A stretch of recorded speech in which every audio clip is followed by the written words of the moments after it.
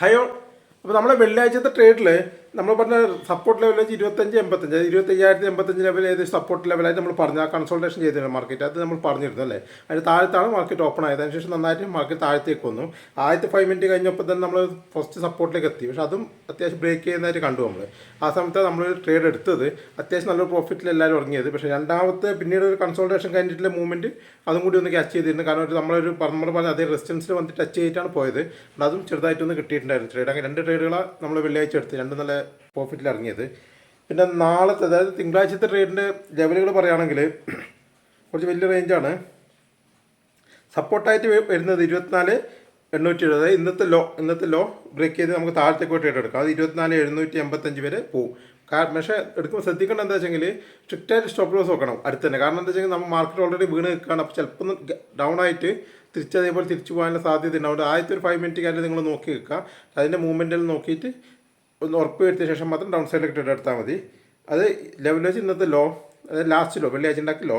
പിന്നെ താഴത്തേക്ക് സപ്പോർട്ട് വരുന്നത് 24,785, അതിന് താഴെ വരുന്നത് 24,735, അതിന് താഴെ വരുന്നത് 24,675.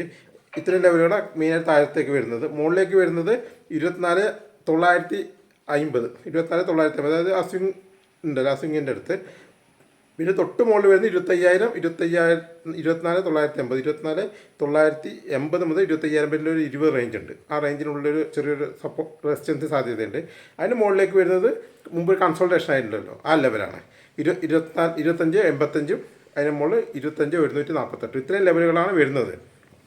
നാളെ ഒരു ഗ്യാപ്പ് അപ്പ് ഓപ്പണിംഗ് ആണെങ്കിൽ ഏകദേശം 25,000 റേഞ്ചിലാണെങ്കിൽ നമ്മൾ 24,950 ബ്രേക്ക് ചെയ്ത് താഴത്തേക്ക് വരുന്നുണ്ടെങ്കിൽ മാത്രം നമ്മൾ ഡൗൺ സൈഡിലേക്ക് ട്രേഡ് എടുക്കും. അല്ല, ഇപ്പോൾ അതേ സൈഡ് ബേസ് ആണ് ഓപ്പണിംഗ് എങ്കിൽ നമ്മൾ ആ സപ്പോർട്ട് എടുക്കുന്നത് 24,870 ആ റേഞ്ചിൽ ഇന്നത്തെ ലോയിൻ്റെ അവിടെ സപ്പോർട്ട് എടുക്കുന്നുണ്ടെങ്കിൽ മാർക്കറ്റ് റിവേഴ്സ് ആകുന്ന സമയത്ത് നമുക്ക് മുകളിലേക്ക് ട്രേഡ് എടുക്കാം. അങ്ങനെ പ്ലാൻ ചെയ്തിരിക്കുന്നത്. വലിയൊരു ഗ്യാപ്പ് അപ്പ് ഒക്കെ ആണെങ്കിൽ നമുക്ക് വീണ്ടും ഡൗൺ സൈഡിലേക്ക് വരാൻ സാധ്യതയുണ്ടെന്ന് ഞാൻ പ്രതീക്ഷിക്കുന്നത് ചെറുതായിട്ട്. എന്നിട്ടും അത് തിരിച്ചു പോകുള്ളൂ. ആ തിരിച്ച് റിവേഴ്സ് ആകുന്ന സമയത്ത് നമ്മൾ സപ്പോർട്ട് ലെവലിലുണ്ടെങ്കിൽ മാത്രം ട്രേഡ് എടുക്കാം. തിങ്കളാഴ്ച അങ്ങനെ കുറച്ച് നോക്കിയിട്ട് മാത്രമേ ട്രേഡ് എടുക്കുന്നുള്ളൂ. എവിടെ ഓപ്പൺ ആകുന്നുണ്ട് നോക്കിയിട്ട് എടുക്കുന്നത്. എന്തെങ്കിലും മാറ്റം ഉണ്ടെങ്കിൽ നമ്മൾ ഗ്രൂപ്പിൽ അറിയിക്കാം. ഓക്കെ, അപ്പോൾ നമുക്ക് തിങ്കളാഴ്ച കാണാം.